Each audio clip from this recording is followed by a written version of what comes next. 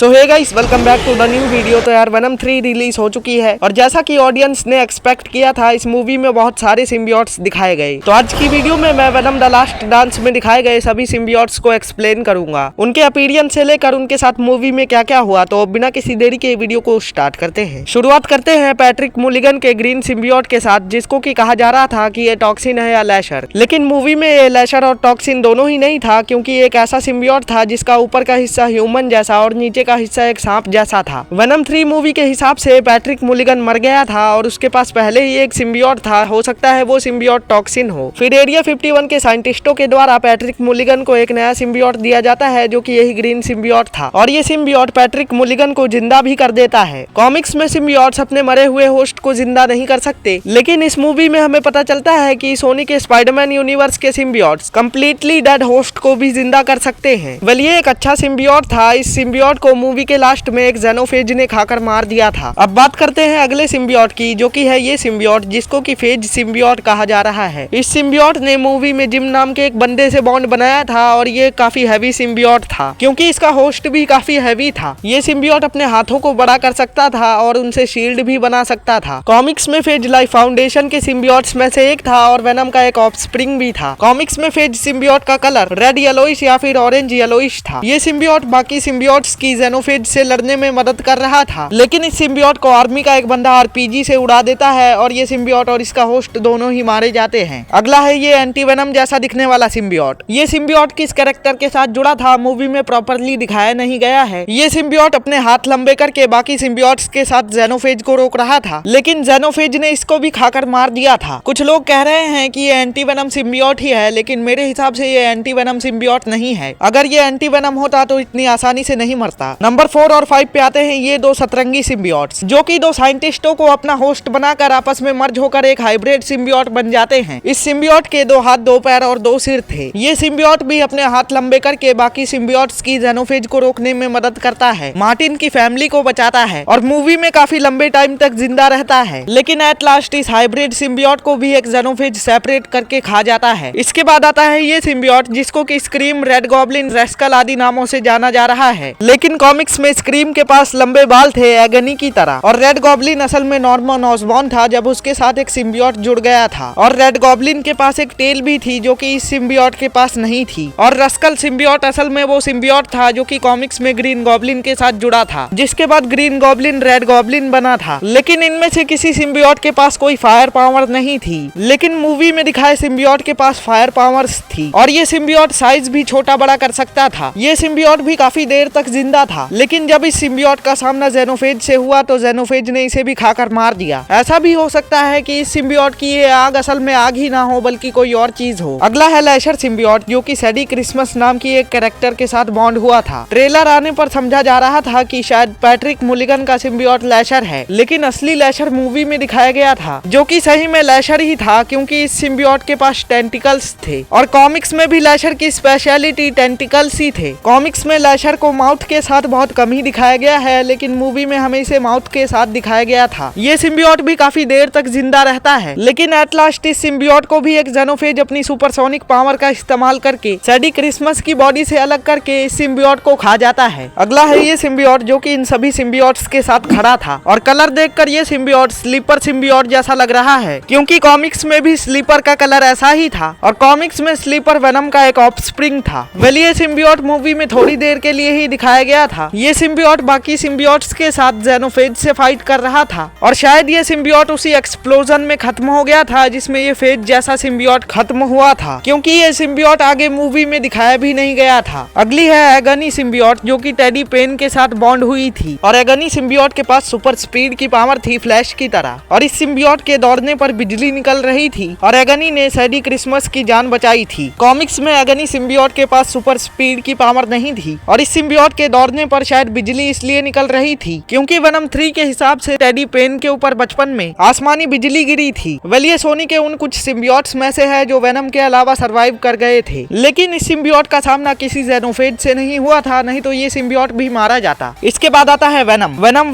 1 में क्लेंटार से धरती पर आया और एडी को अपना होस्ट बनाकर रॉयट को हराया। फिर वेनम ने Venom let there be carnage में अपने ऑफस्प्रिंग कार्नेज को जन्म दिया और उसे अपने ही हाथों से मार भी दिया। और फिर वेनम द लास्ट डांस में वेनम ने जानवरों को अपना होस्ट बनाते हुए खुद को सैक्रिफाइस कर दिया, लेकिन अभी भी वेनम जिंदा है। मैं इस वीडियो में नल के बारे में बात नहीं कर रहा हूँ, क्योंकि मेरे हिसाब से नल एक सिम्बियोट नहीं है। नल ने सिम्बियोट्स को बनाया है, वो सिम्बियोट्स का गॉड है, ना कि खुद एक सिम्बियोट है। तुम खुद ही सोचो यार, भगवान ने इंसानों को बनाया तो क्या भगवान खुद एक इंसान है? लेकिन नल की बनाई नेक्रोसॉर्ड जरूर एक सिम्बियोट है, जो कि मूवी के एक सीन में दिखाई गई थी। सोनी में नल ने नेक्रोसॉर्ड से क्या क्या किया है बताया नहीं गया है, लेकिन कॉमिक्स में ऑल ब्लैक नेक्रोसॉर्ड नल की पहली क्रिएशन थी और नेक्रोसॉर्ड का ही इस्तेमाल करके नल ने बाकी सिम्बियोट्स को बनाया था। कॉमिक्स में नल ने नेक्रोसॉर्ड से एक सेलेस्टियल का गला उड़ा दिया था और उसी सेलेस्टियल के सिर की भट्ठी बनाकर नल ने नेक्रोसॉर्ड को आग में तपाकर और हथौड़े से पीट पीट कर और बेहतर बनाया था। और नल की नेक्रोसॉर्ड आग और हथौड़े से निकलने वाली तेज आवाज से डरने लगी थी, क्योंकि नल की नेक्रोसॉर्ड एक लिविंग एंटिटी है, वो एक सिम्बियोट है और नल ने नेक्रोसॉर्ड से ही बाकी सारे सिम्बियोट्स को बनाया था। इसीलिए बाकी सारे सिम्बियोट्स भी तेज आवाज और आग से डरते हैं। इसके अलावा मूवी में हमें कार्नेज जैसे पुराने सिम्बियोट्स की भी एक झलक दिखाई गई थी और क्लेंटार प्लेनेट पे भी कई सारे कॉमिक एक्यूरेट सिम्बियोट्स को दिखाया गया था। वेल, यही थी आज की वीडियो। तुमको कैसी लगी कमेंट करके बता सकते हो। मैं मिलता हूँ अगली वीडियो में, तब तक के लिए